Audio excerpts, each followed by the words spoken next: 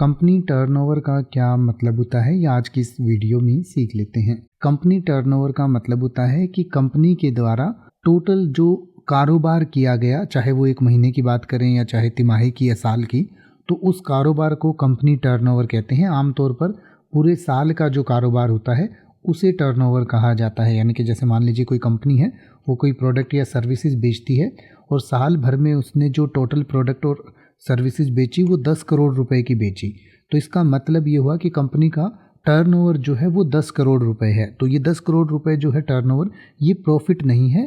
Turnover में सारा जो पैसा सिर्फ आया उस पैसे को गिना जाता है, फिर इसमें से जो कंपनी को प्रोडक्ट या सर्विस डिलीवर करने का जो खर्चा आया, उसको बनाने का खर्चा आया, एम्प्लॉयज़ की सैलरी आई, टैक्सेस आए और अदर एक्सपेंसेस आए, उन सबको जो घटा दिया जाता है तो जो टोटल पैसा बचता है उसको नेट प्रॉफिट कहा जाता है।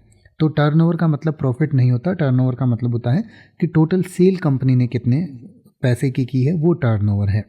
तो जैसे कि अगर आप ये कहना चाहें कि इस वित्त वर्ष में कंपनी का टर्नओवर 25% बढ़ा है, तो आप कह सकते हैं the companies turnover has increased by 25% this fiscal year. या अगर आप ये कहना चाहें कि कंपनी के टर्नओवर में लगातार हो रही बढ़ोतरी से प्रबंधन खुश है, तो आप कह सकते हैं management is pleased with the steady growth in company turnover.